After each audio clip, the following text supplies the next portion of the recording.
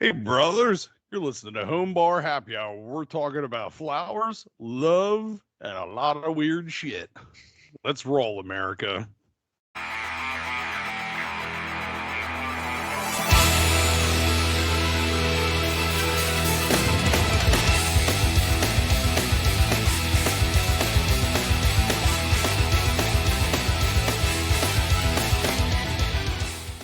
All right, let's roll indeed. How you doing today, Mike?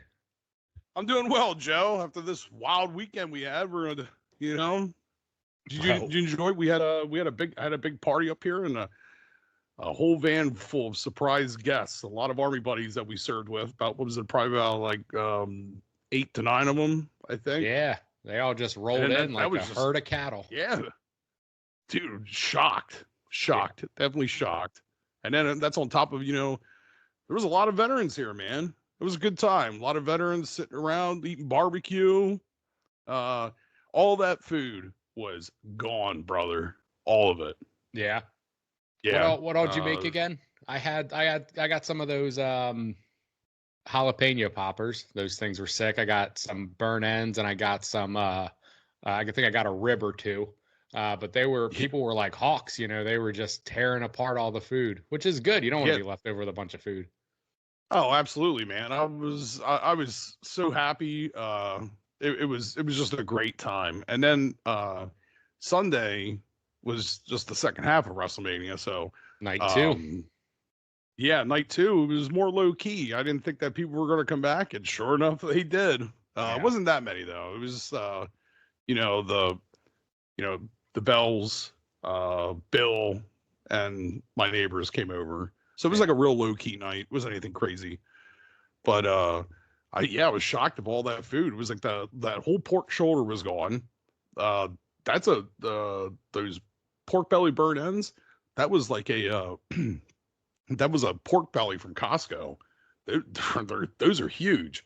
Yeah. Gone. All the ribs, I think that was like 10 to 15 pounds of ribs. All the sausage is gone. The sausage was made yesterday. That was gone. I think that was like close to 10 pounds of sausage. I'm trying to think what else was all those jalapeno poppers were gone. I did like 10 pounds of chicken thighs. Those are all gone. Yeah, there was nothing left, man. But hey, that's good. I didn't have to really clean anything. I mean, I didn't have to put anything away and store anything. Yeah. So it was just cleaning up but hey man, it's a beautiful day. We got a beautiful week. Spring is here, man. Spring is here. I want to get into WrestleMania a little bit because we talked about the night.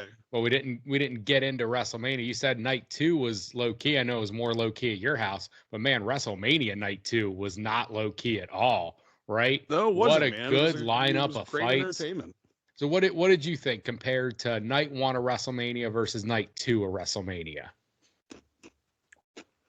I just like the matches were a little bit more intriguing. Bubba Ray Dudley coming out as a special guest referee was pretty sweet.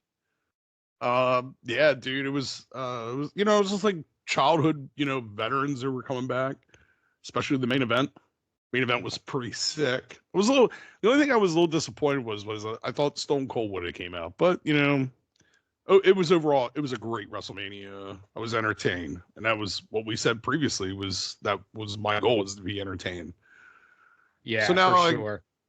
I loved seeing season's over. Yeah, I loved seeing night one. I loved the main event of night one was just fantastic. Roman Reigns and The Rock against Cody Rhodes and Seth Rollins was a great fight.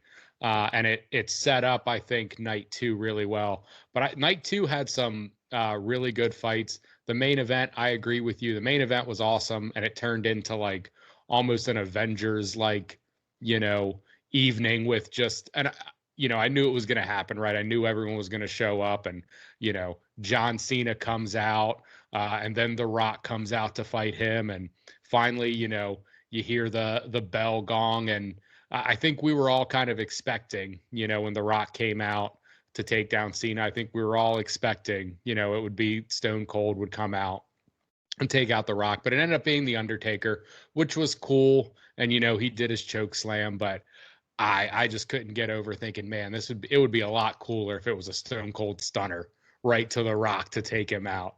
But Yep. I did love how they put everything together. You know, they were able to bang the gong and then drop all the lights. You know, it was totally dark in there. So then when they came back up with the lights, it was just the Rock and just the Undertaker in the ring. You know, they cleared everything out. That was great. I thought the undercard fights were pretty great as well. I have one beef though, Mike. I don't know if you noticed this, but Bailey's fight against Io Sky. You remember that fight? Yeah. Man, Bailey's entrance was the lamest thing I have ever seen. Like, dude, I'm here to like be entertained. It didn't make any. It was just like it looked like static JPEG image of the pyramids. Is she Egyptian? I have no idea. It didn't make any sense. And then they're carrying her down there. She's wearing these wings that look like she picked up at Marshall's. Like dude, one of them was like good, the other one was like crooked down, like, it looked terrible. And I felt bad for Bailey too, because this was like her fight. She's getting the belt, she's bringing it back. But man, that was just so disappointing. There must have been something going on. Like she must have had a different entrance planned that, got screwed up right at the end. And they had to come together like that.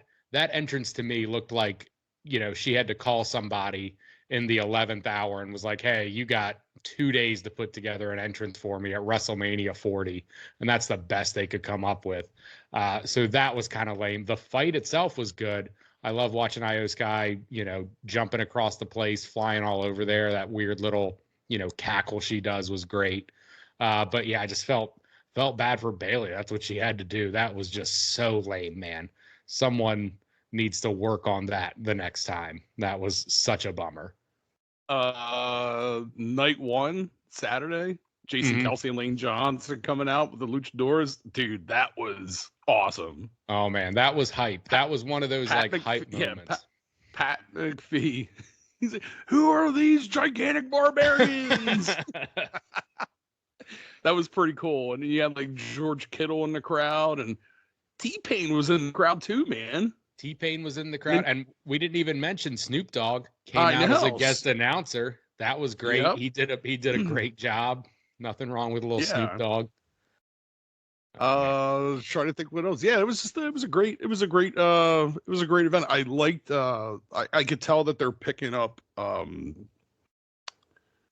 different types of marketing and stuff. Like now you could start seeing that they're marketing stuff around the ring on the digital signs around. So that's like a kind of almost like a UFC type of thing. Yeah. So like TKO and UFC or like WWE's pulling some stuff from that. So it's like, one giant conglomerate. So I thought that was pretty cool. Yeah. The wild thing about everything is just, everything now is just ads everywhere. The crazy LA Knight showing up in the Slim Jim car and then going out to the, what did they call them? The skinny Long John boys, whatever, Cam. And it's all these guys wearing Slim Jim stuff. Like, all right, guys, we get it. You're not Macho Man. You know what I mean? But you're out here like just promoting Slim Jims like they're, like they're paying for this. And then Logan Paul coming out with the Prime truck. Yeah. I'm not a big Logan Paul fan, but I do like that, obviously he paid a lot of money to get that Prime logo in the middle of the ring for 2 nights. I like that they played into that a little bit. I did like his entrance. I thought it was pretty cool. That giant truck he drove out there, that was a little insane. But yeah. Yeah, he's spending a lot of money, so he's going to get his energy drink wherever he can. So good for him. He's making that dough. Yeah. But yeah, the WrestleMania season's over now, unfortunately. So now I go back into probably not watching it until the Royal Rumble next year. Who knows? Okay. We'll see what's up. Yeah. It sounds like The Rock will be coming back to face Cody Rhodes probably at SummerSlam. So I don't know. We'll see. But let's get into some other stuff. Like I said, man, the warm weather's here, finally here, man, and it looks like it's going to stay. So that means here at the couple weeks here at the end of the month here, I'll probably be opening up the pool. I got to break out the boat here to start getting that ready. And you know what time? You know what warm weather brings us, Joe? I do. Love. I was Love gonna is in say. the air, brother. I was gonna say sundresses. That's what I'm waiting for, man. Rolling around campus, looking at sundresses, But yes, you're absolutely right. Love is in the air, Mike. I feel it. Yep. So we got weddings coming up here. I got a wedding shower here this weekend with my boy down there in around Baltimore. He's my we have one member of the Yamaha Fleet Club, so he has his boat. So I'm going down there and helping him with some stuff, and then just helping them get ready for their wedding shower that Saturday. But yeah, you got any weddings? You got any rom-coms? What's your favorite rom-com movie? Favorite rom-com? I tend to gravitate more towards the com than the rom. But my favorite rom-com is a Kevin Smith's classic 1995 film, Chasing Amy. Do you remember that film at all? Yes, I've heard of it. I never watched it. Never watch it. It's a great movie. Ben Affleck falls in love with a girl, but plot twist, the girl's a lesbian. And Ben Affleck thinks, hey, I'm Ben Affleck. I can change her. I can do it. I can make her switch teams. And he does for a little bit, but in the end, even Ben Affleck can't save it. You know why? Why? Because he's not Kramer. He's not Kramer. What does that mean? Kramer. Do you remember George's ex? What was her name? The girl who had the fortune, and then she passed away by eating or licking too many envelopes. Yeah, Susan. What was her? Susan. Yes. Yeah. Well, they initially broke up, and then when he went to go return Rochelle, mm-hmm. he turned around and it was Susan with a girlfriend, so she went to be a lesbian. True. And then Kramer met her girlfriend at the golf club, and then he started teaching her swinging lessons. And then they found her in Kramer's apartment, and they're like, "Let me get something straight, Kramer. This woman has been a lesbian all of her life, and now all of a sudden she comes to you and you change her. Now she's dating you." And he's like, "Hey, I'm Kramer." I thought that was pretty funny. But, yeah, that's a good Seinfeld. One. Seinfeld's a great, but I forgot that episode. Yeah, but yeah, if anyone could change someone, it would be Kramer. That makes a lot of sense now. The K-Man. The K-Man. Yeah. My favorite romantic comedy, hands down, has to be Wedding Crashers. Okay, it's a great one. Yes, I'm here to get drunk. That movie was awesome. I loved it. And then when Will Ferrell came in, oh, Mom, where's the meatloaf? Oh, man. That was great. The movie was awesome. I love every minute of it. So, yeah, that's kind of like, I like Wedding Crashers around this time of year. So it's like, watch it, get into the spirit of things. And then, yeah, although I'm not crashing any weddings. I've had enough weddings this past year to last me another 10 years. Is Wedding Crashers kind of like a yearly watch for you, like a go-to? Do you watch it every year? Yep. Yeah. It's one of those movies that doesn't really get old. Do you have any experience with like real life wedding crashes? Have you ever been to a wedding where someone's actually crashed? Yes, I've crashed a wedding in my day. You've crashed a wedding. I crashed a wedding one day. I gotta hear the story, Mike. It was a fraternity brother, and his first name is, I don't know if I should say his. Let's call him Terry. Let's call him Terry. Yeah, his last name's Bixby because he's listening to this, but he doesn't know. We didn't say his first name. And when he got married, I was still up at school, and then I had friends that were like, "Hey man," they're like, shoot me a text, like, "You got to come down to Bixby's wedding, man." And I'm like, "I'm on my way." I was at the bar and then showed up. And I just slid. They were doing a dollar dance, and I just threw in like a pack of dollars, and I slid right in front of them, and I started dancing with them. I didn't even wear a suit or anything. I just wore like shorts and a button down. So it Nice. was definitely underdressed. But man, when I showed up, all the guys were going nuts, and of course I was welcome there. Yeah. I mean, I was given money. Who's going Yeah. to turn down free money? True that. But yeah, Did that was my wedding crash moment of my life. But that was back in like I think I was 21 or 22. yeah. Did you get a plate of food I'm while you were 40 there? now. No, I think I Uh, just drank beer.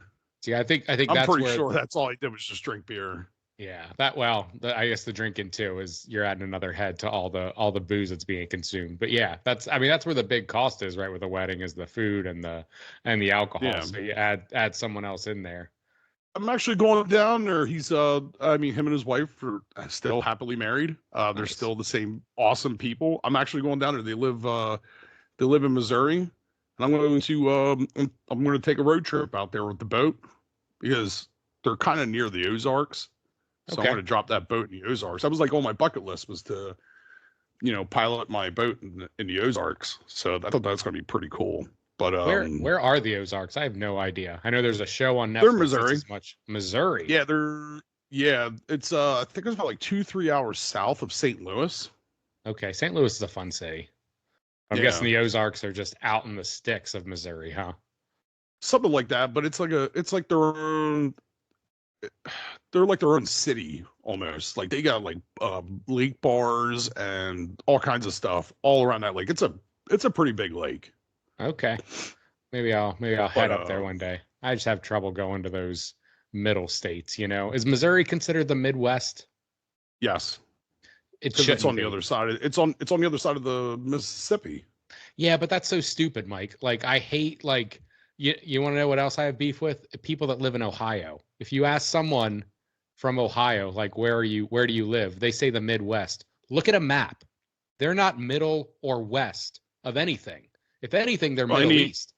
Ohio's 8 well, hours from the Atlantic Ocean. You're not Midwest. Like stop. What do you have to hide that you're pretending to be Midwest here in Ohio? I'll tell you one thing that they hide out in Ohio, and that's Put-in Bay. Put-in I've never Bay. heard of that place. Yeah, I never heard of Put-in Bay, and it's a small little party island out there. Just probably about like a 15. Like you can't get there on vehicle. You have to take a ferry, and it's lake locked. Sure. Okay. So yeah, What so you gotta like what's the name of the lake? Lake Erie. Oh yeah, there's that one. Put-in Bay. Maybe that's what they're hiding out there. Yeah, there's a couple little cluster of islands right there, but yeah, I went out there with my buddy who lives out Ohio, and yeah, we went there. I think it was when was that? Oh, it was the weekend. It was the weekend before Labor Day weekend last year, and yeah, we were out there. That's a lot of fun, but you got to catch it. That lake water can be kind of tricky, man. If you don't catch Yeah. it right, and there's a storm that comes through, man. You're talking about like 5-6 foot chop, man. It took us 45 minutes to get out the Put-in Bay, and he's like, "Dude, I don't think we should keep on going." I was like, "Nonsense, onward, full born into the abyss." Captain Dude, Jack I Sparrow piloted. over here. I was like, I need to find the limits of what I'm planning on doing. And like, I found the limit. So I know what the weather's going to be like prior. You know what I mean? Like, I need to know what the weather is and then what the water conditions are so I can understand. You know what I mean? So it's in my head. Sure. But yeah, I pushed it. I was like, this boat's out and we're pushing forward. It's 8 o'clock in the morning. We're going to that island. And I was like, just take our time, man. There was like 20 gallons of water coming over the over to the starboard side, coming right at me. I was soaked. I lost a contact. My whole outfit was soaked. I look over and he's just over there, just hiding behind the glass and stuff. And I was like, "Yo, if I were over there, I'd be drinking right now." Right. The sea was I angry mean, I that day, couldn't my because friends. the sea was angry that day.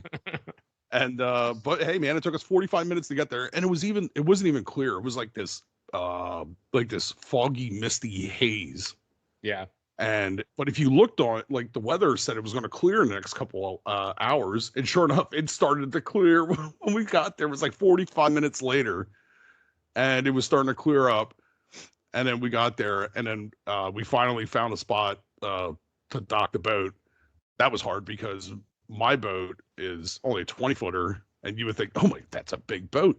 No, all those boats out there, they're all yachts. Oh, Like all right. big, 70, 80 foot, 100-foot long yachts. Like they were massive, dude.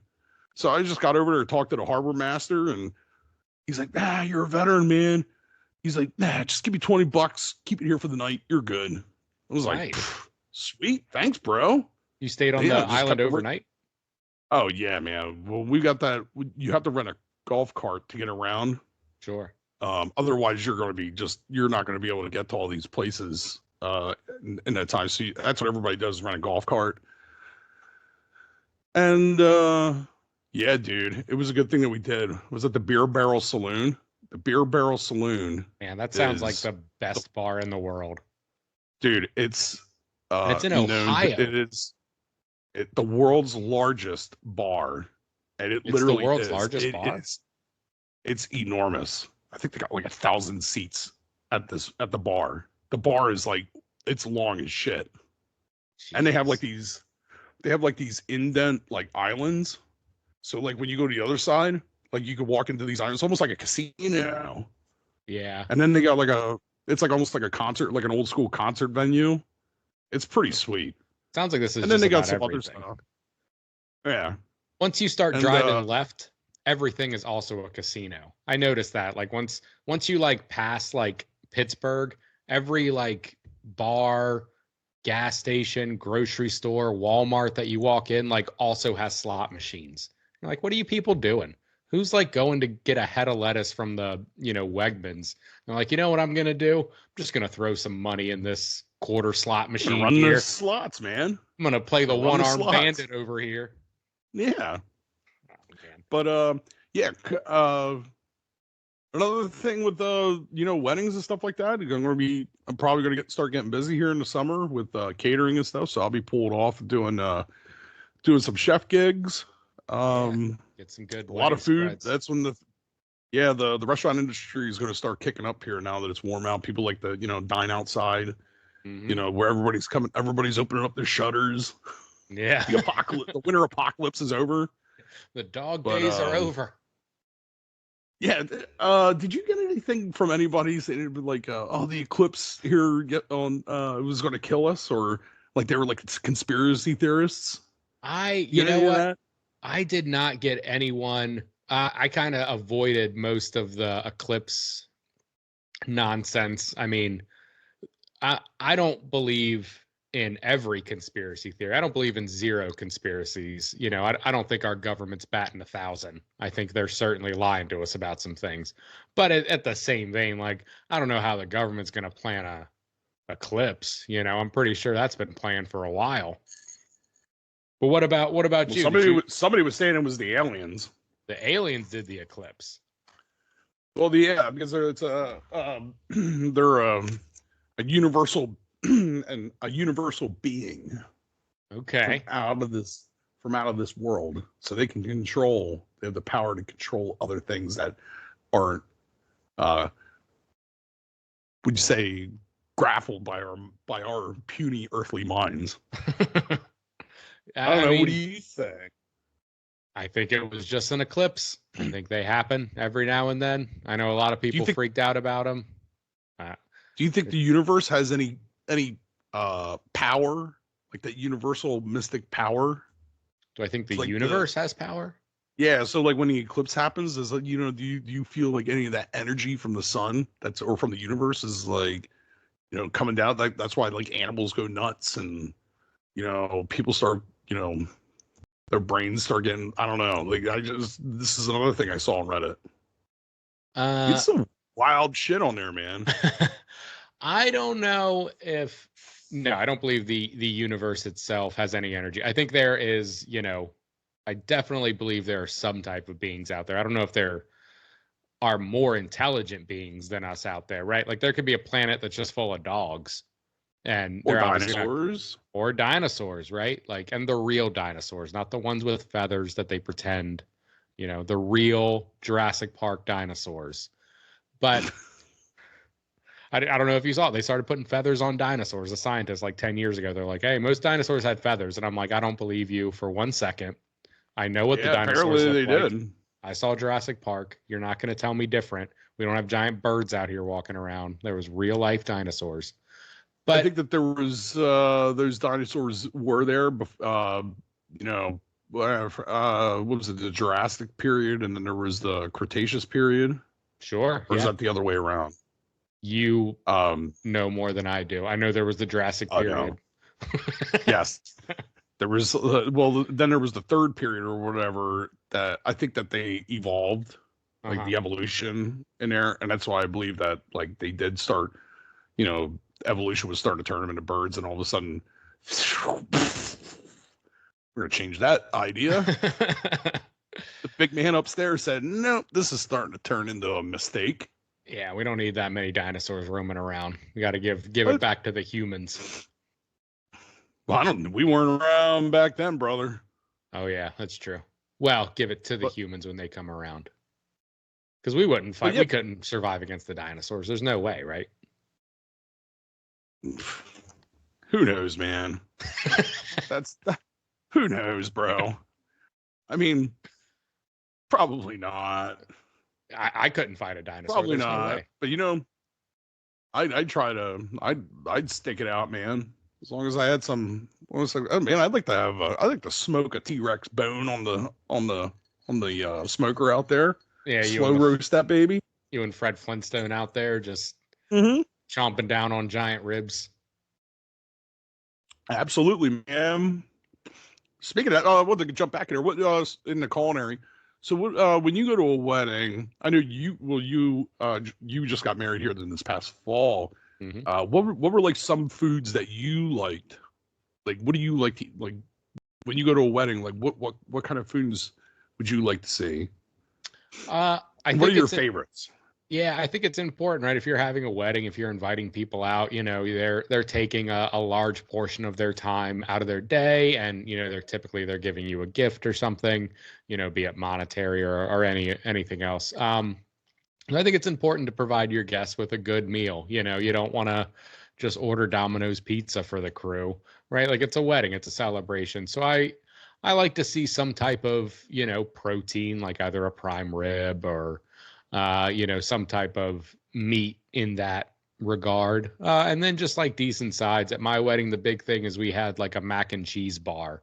So you had a mac and Yeah, cheese, and then you had like buffalo chicken you could put on it, and bacon stuff. It was just like all these different things you could do with the mac and cheese. But our caterers were great. They did a really good job, and it was nice to give our guests, people that took time out of their busy lives and schedules to come celebrate with us. So you want to kind of give back a little bit. What about you, Mike? What do you like to have, and what do you like to make for a wedding? Um. Well, dude, the appetizers for the cocktail hour, that is a really good hit for me. You had a really good cocktail hour. Yeah, we had a great one. I just don't eat all day. So when I go to the wedding, I get to enjoy all the different, because you can fill up very easily. And I just wanted to try like all the different types of foods and stuff like that. I remember I went a few, this is a long time ago. This is back, I think in like 2010. I went to a couple weddings down there. And when we got back from Afghanistan, I was at a couple weddings down there. They had like little Philly cheesesteak,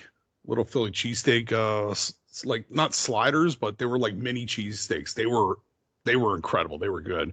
And That's then awesome. you get That's like a really good idea. yeah, you get like the different hors d'oeuvres, and you get like the chicken teriyaki skewers. Or I was just the wedding I was just out with my buddy out in Colorado Springs over the years. He had a really good one too. He also had the macaroni mac and cheese bar, Oh and yeah. a taco bar. Yeah, and a taco bar, and a s'mores bar. I think those are kind of, instead of like paying for people in the back of the kitchen to make all these little hors d'oeuvres and stuff like that. Maybe doing like the easiest stuff to take around, but then opening up all the different bars. And then that way you're making it in bulk, and then you get like the little bowls and stuff like that, and you get I think that sounds like it's going like it's more of a cost effective. It's a lot cheaper because you're not making all these the little different appetizers and stuff, and you could just open up these little bars like that where somebody can come up and just do their own. Oh, they also, what was it? I think they did like a French fry bar too. Oh, that sounds good. Got a nice little base there to put whatever you want on it. I'm not a huge French fry guy. Do you like French fries? Absolutely, man. Yeah. But I haven't had them since last year. What kind of French fries do you like? Are you like the big, thick steak fries, or like? No, I like Jersey. Like if you go out to New Jersey, if you go to the beach, like the old fashioned fries. Okay. If you go to a high school football game, like they have like they have the French fry stands there, and it's like the old school French fries, fresh cut fries. That's what I like. Pouring some like malt vinegar over top of them with a little bit of salt, some ketchup. Hershey Park has that stuff over there.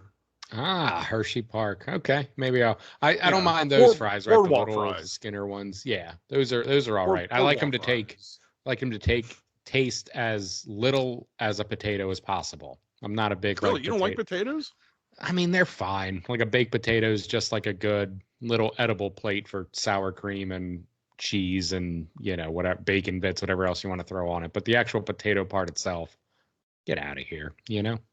Well, when you start getting into like these trash can fries, like where they do waffle fries and then they just pour like a handful of shredded cheese, and then they bake it off, and then they put like sour cream and bacon and stuff like that.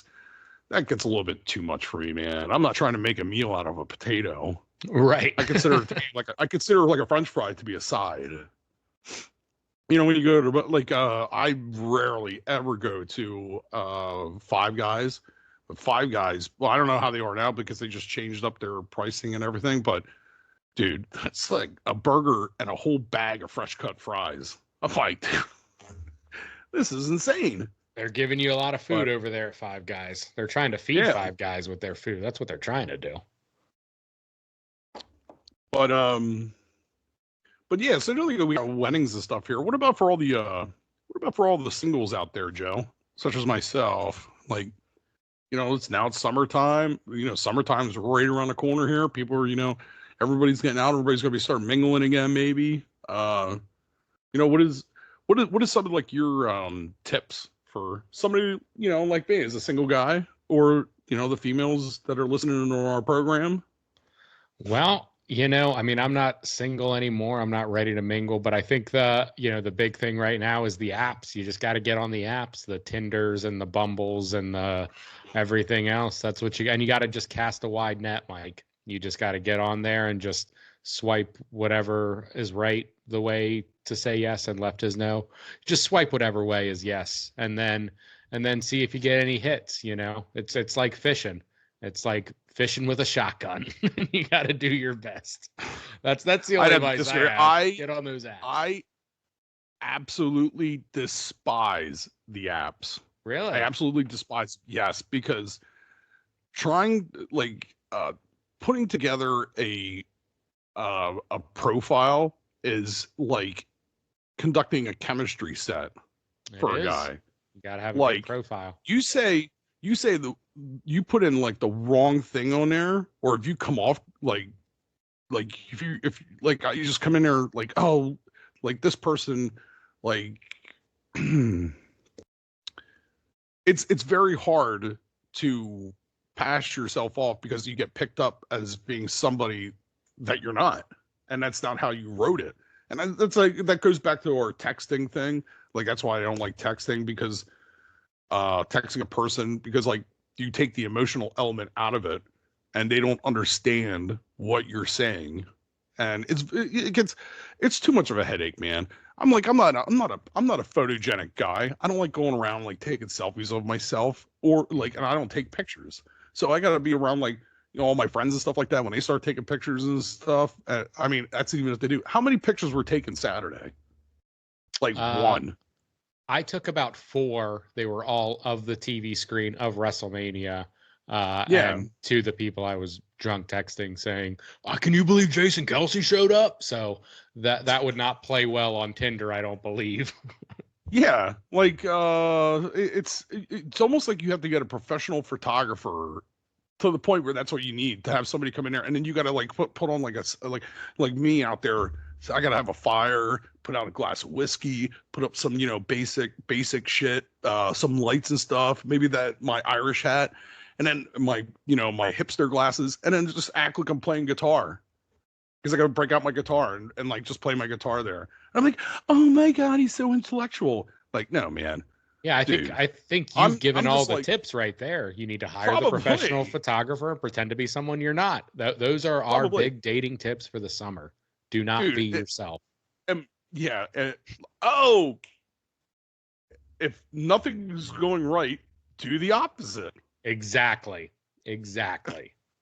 George became he became the assistant to the traveling agent for the Mets. Exactly. That's what you got to do. No, I agree with you though, Mike. I think it's, it's tough out there with the apps but I think like what you were saying, going out by the fire and getting, maybe you don't need to hire a professional photographer, but I think if you put in,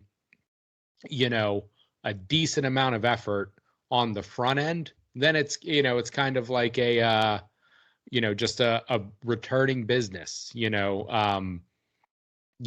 just got to put in that effort at the beginning, and that can be tough, but you put in maybe 30-40 minutes at the beginning of creating that profile and curating what you wanted to say, and then just kind of let it out there, and you can get the returns coming back in, but you got to put in that effort at the beginning.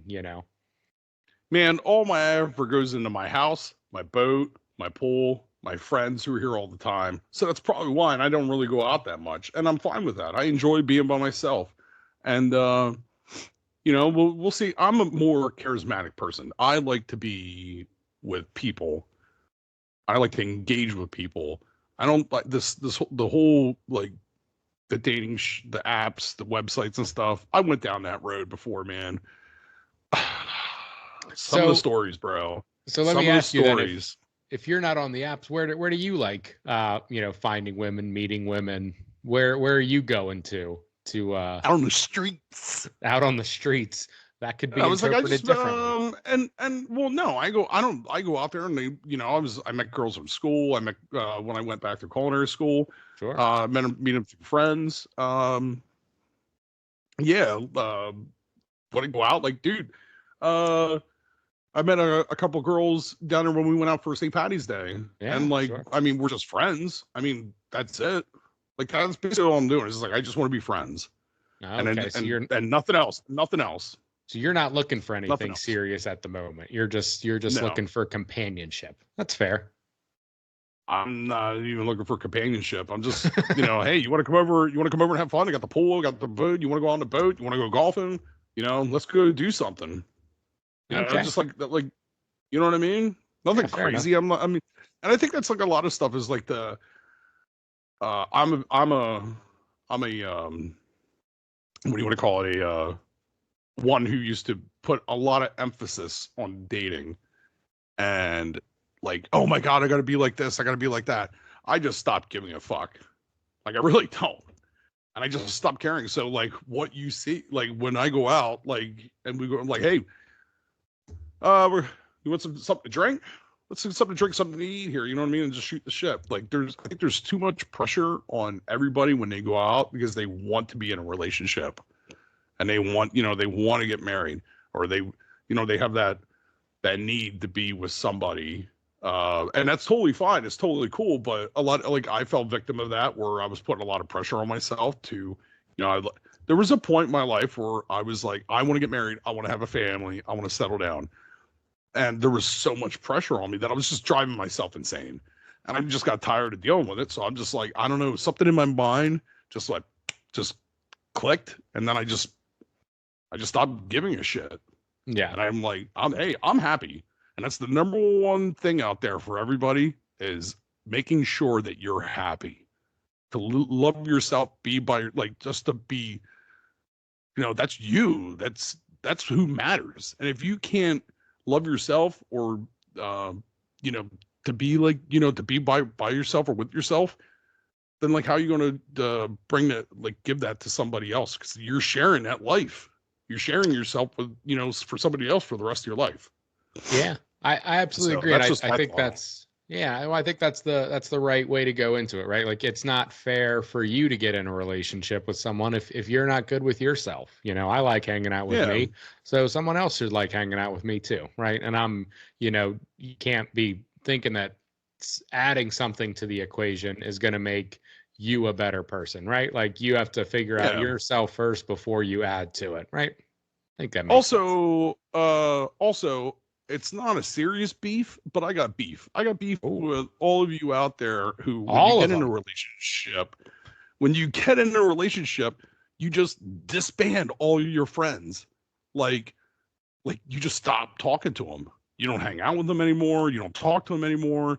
And then that's it. I just read another article where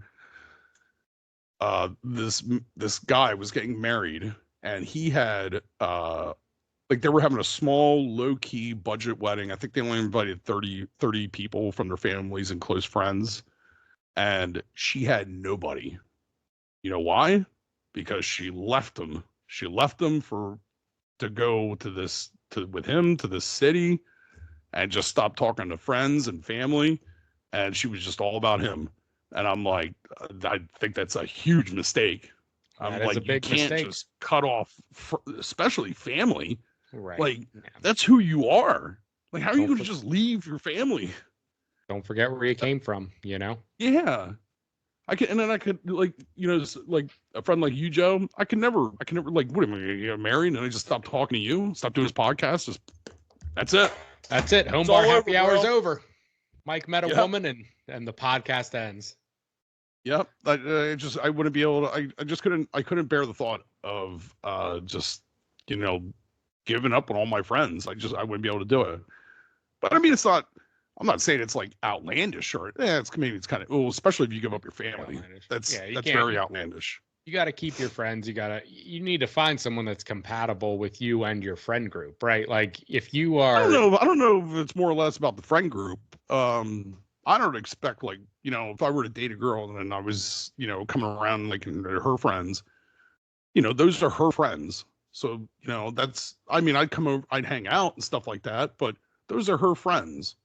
And I respect that. So I don't want to be if she were to have like girls' night or something like that, absolutely go right ahead.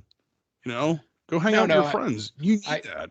Yeah, no, I understand that. I get what you're saying, 100%. Like you definitely need that separation. I'm just saying, like, if you are dating someone and your friends absolutely hate them, or the person you're dating absolutely hates your friends, that to me doesn't make any sense, right? Because you chose to hang out with X amount of people, for X amount of years, and then you're bringing someone new and you're going to just do whatever they're, go whichever way they want to go. But if they're not compatible with the people that you choose to be around, then how is that someone that you're choosing to be around? I'm really stumbling over my words. Yeah. That doesn't make much sense. But no, it does. I understand what you're saying. Yeah, there needs to be, you need to be able to, like you said, be able to go off and have, guys' nights and girls' nights and everything. Those are important, that separation.